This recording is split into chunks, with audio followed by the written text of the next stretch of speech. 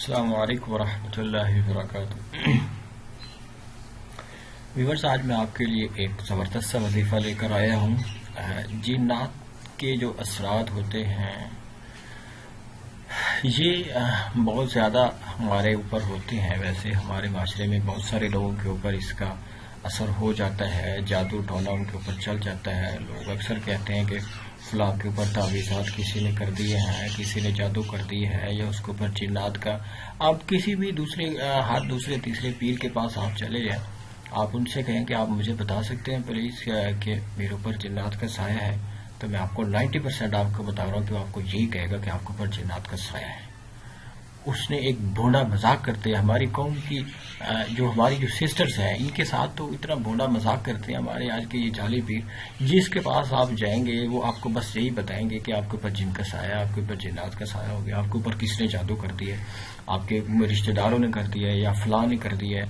اس طرح کے بھونڈا مذاق کرتے ہیں یہ جعلی پیر، اور یہ ہمارے معاشرے کی یہ کھوکھلی جڑیں ہیں جو جن کو نکال کے باہر پھینک دینا چاہیے۔ ہمارے جب سے ویورز، میں آپ کو بتانا چاہتا ہوں کہ جب سے ہم لوگوں نے اسلام کو چھوڑا ہے، جب سے ہم لوگوں نے اللہ تعالیٰ کی ناراضگی کو ہم نے یوں سمجھ لے کہ کب سے ہم نے بائی کیا ہوا ہے، خریدا ہوا ہے، اس وقت سے ہمارے اوپر اس طرح کی یہ عذاب کی شکلیں ہیں جو ہمارے پاس ہمارے اوپر اللہ تعالیٰ نے نازل کر رکھی ہیں۔ اللہ تعالیٰ قرآن پاک میں فرماتا ہے کہ جب میں دون العذاب الاکبر لعلہم یرجون، کہ جب میں بڑا عذاب دیتا ہوں تو بڑے عذاب سے پہلے میں چھوٹا عذاب لوگوں کے اوپر ڈالتا ہوں تاکہ وہ میری طرف لوٹ آئے۔ اگر وہ چھوٹے عذاب کو دیکھ کر میری طرف نہیں لوٹے تو پھر وہ انتظار کریں کہ میں پھر بڑا عذاب بھیجنے والا ہوں۔ تو یہ ویورز، یہ ہمارے معاشرے کی کھوکھلی جڑیں ایسی جڑیں ہیں کہ جو بڑی غلیظ ہیں، غلیظ قسم کی، ہمیں ان کو کاٹ دینا چاہیے، نکال کے باہر پھینکنا چاہیے۔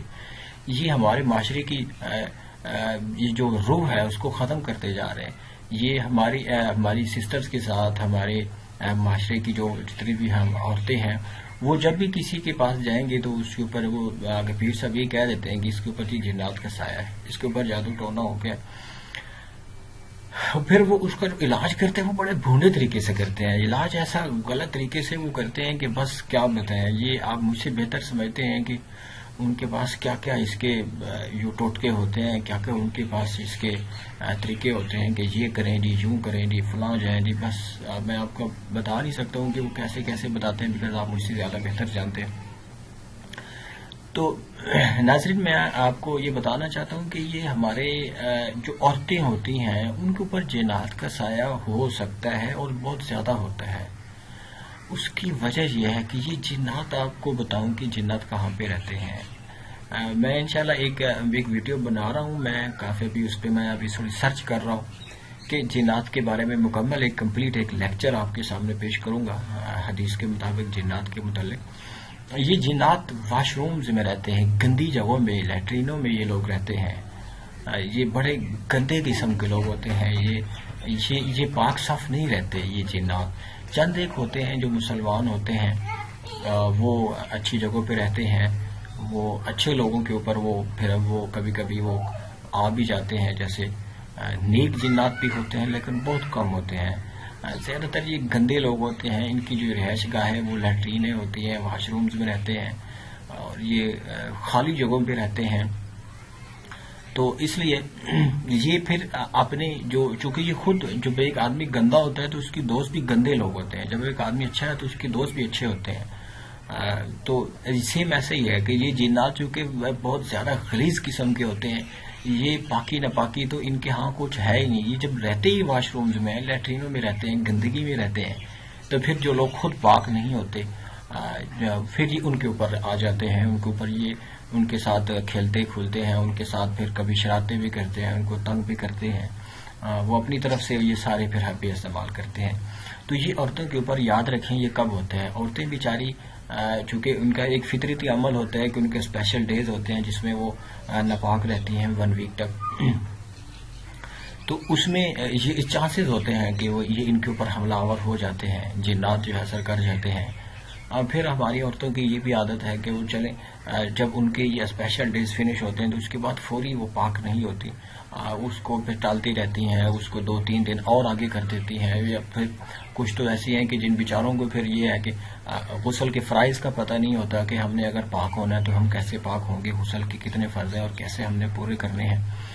یہ سارے ریزنز ہیں جن کی وجہ سے ہماری عورتوں کے اوپر جنات کا سایہ ہو جاتا ہے، اور میں بڑے دکھ سے کہنا پڑتا ہے کہ یہ جنات کا جو اثر ہے یہ عورتوں پہ بہت زیادہ ہوتا ہے، اور پھر بچوں پہ بھی ہو جاتا ہے۔ بچوں پہ تو شاید اس لیے ہو جاتا ہے کہ وہ بیچارے کچھ کر نہیں سکتے، ان کے اوپر یہ ہوتا ہے کہ بچوں کے لیے ہمیں خود کو اپنی طرف سے کچھ پڑھ کے ان کے اوپر پھونکتے رہنا چاہیے۔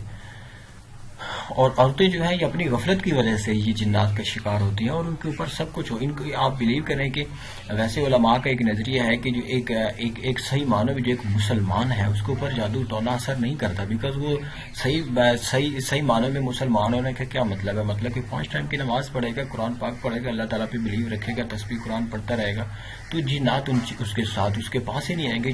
جادو تو ہوتا ہی شیطانی کام ہے، تو یہ جب آپ نیک کام میں چلے جاتے ہیں تو پھر شیطان کا کیا کام آپ کے ساتھ؟ یہ جادو ٹونا جیتنا یہ سب شیطانی کام ہے۔ تو ناظرین، یہ اگر آپ اس سے بچنا چاہتے ہیں، اپنی سسٹر سے کائنڈلی ریکویسٹ کرنا چاہتا ہوں کہ یہ جنات کا اثر ان پہ کیوں زیادہ ہوتا ہے، ایک تو وہ وہم کا اس سے پھر شکار ہو جاتی ہیں، بیکاز جب انسان پاک نہیں ہوتا، باقی انسان اللہ تعالیٰ نے یہ ایک نصف ایمان اسی وجہ سے کہا ہے کہ جب تک آپ پاک رہیں گے، آپ کا جو مائنڈ ہوگا، آپ کا جو دل ہوگا وہ فریش رہے گا، روحانی جب تک روح آپ کا بیمار نہیں ہے تو اس کا مطلب یہ ہے کہ آپ بالکل آپ کا فزیکلی بھی آپ تندرست رہیں گے۔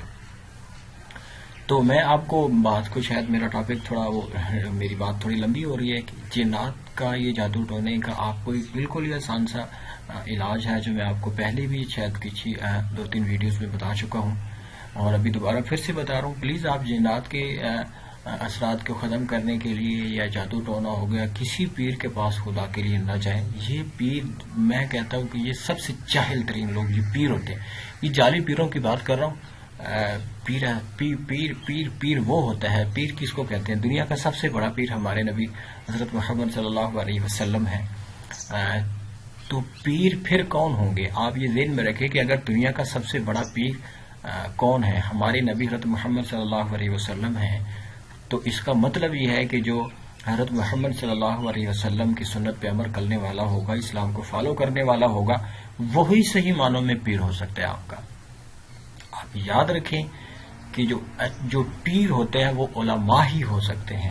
اگر کوئی عالم دین ہے، وہ حدیث اور قرآن کو جانتا ہے تو وہی پیر ہے آپ کا، وہی آپ کا پیر ہے، چاہے وہ آپ کا امام مسجد ہی ہے، اگر وہ قرآن حدیث کو اچھی طرح سے جانتا ہے تو وہ آپ کی 100% آپ کی اچھی رہنمائی کر سکتا ہے، بنسبت اس کے کہ جو جعلی پیر جو آپ لوگ کو اسے بہتر جانتے ہیں، کہ جو آپ نے دیکھے ہوئے ہیں، جو اس طرح کی چیزوں کا علاج کرتے ہیں، یہ تو بالکل فضول سے لوگ ہوتے ہیں۔ یہ آپ کو پتہ ہے کہ پاکستان میں کرسچن کافی زیادہ لوگ ہیں، وہ ان کے تو چونکہ اسلام کا وہ اس کنسیپٹ نہیں ہے، تو وہ ان کے ہاں تو جادو ٹونا بہت زیادہ چلتا ہے، تو وہ چونکہ اسلام کی حدوں کو وہ اسلام کو نہیں مانتے، تو ان کے ہاں تو یہ چیزیں بہت اچھی طرح سے چلتی ہیں، اور پھر وہ جیسے وہ چاہتے ہیں ان کی طرف سے پھر ہمارے مسلمان جو پیر ہیں ماشاءاللہ وہ بھی انہی کو فالو کر رہے ہوتے ہیں۔ جو کرسچین پیر ہیں ہمارے پاکستان میں بہت زیادہ پھیلے ہوئے ہیں۔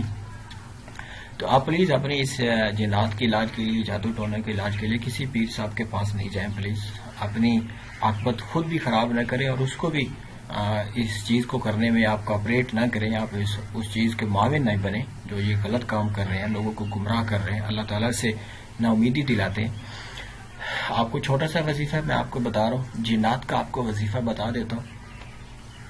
جنات جب آپ کو بتاؤں کہ جن، یہ جو شیطان ہے، شیطان جس کو ہم کہتے ہیں، یہ جنوں کا باپ ہے، ابو الجان اس کو کہتے ہیں، ابو الجان، جنوں کا باپ۔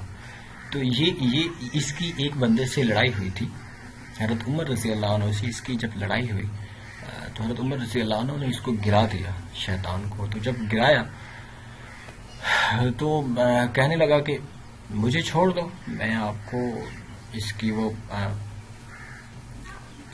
یہ شیطان نے پھر اپنی طرف سے بتایا کہ یہ آیت الکرسی کے جو شخص یہ پڑھ لیتا ہے تو ہم اس کے پاس نہیں آ سکتے، ہم اس کی کسی چیز کو نقصان نہیں پہنچا سکتے۔ سیم یہ والی بات ایک اور بھی حدیث میں آئی ہے کہ جب شیطان نے آیت الکرسی کی فضیلت ابو ہریرہ رضی اللہ عنہ کو بتائی تھی، تو حضرت الاسلام نے فرمایا تھا کہ اما صدوق کا وہو کذوب، کہ اگرچہ وہ جھوٹا ہے لیکن اس نے بات سچی کی ہے. وہ بھی ایک علیحدہ سے وہ ایک بات حدیث میں آتی ہے.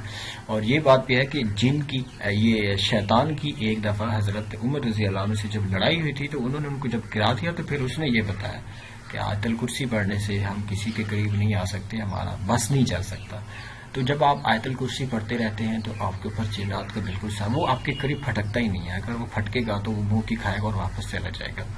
اور اس کے ساتھ ساتھ میں اپنے ناظرین کو جادو کے علاج کے لیے آپ آخری جو صورتیں ہیں یہ اس کو آپ کنٹینیوسلی پڑھتے رہے. آخری 2 صورتیں جو ہیں اس کو سونے سے پہلے آپ یہ لازمی 2 یا 3 صورتیں، قل هو اللہ احد، سورۃ الفلق اور سورۃ الناس، یہ 3 صورتیں پڑھتے رہیں انشاءاللہ. آپ کو کبھی یہ اس طرح کی غلط چیزیں آپ کے سامنے نہیں آئیں گی، نہ جنات، نہ کوئی حسیب، نہ کوئی جادو، نہ کوئی ٹونا، نہ کوئی تعویذات، کچھ بھی نہیں ہوگا.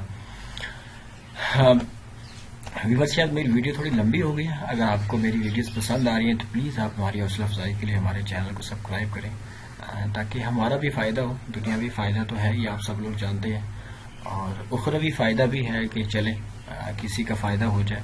جب مخلوق خدا کا فائدہ ہوتا ہے تو پھر اللہ تعالیٰ بھی اس سے راضی ہوتے ہیں کہ کوئی میری مخلوق سے اچھا کر رہا ہے. تو میں اپنی طرف سے اپنا بیسٹ دے رہا ہوں. آپ لوگوں کے فائدے کے لیے میں یہ وظائف اپلوڈ کرتا ہوں، تو پھر ظاہری بات ہے میرا بھی فائدہ ہوتا ہے اور آپ لوگوں کا بھی فائدہ ہوگا.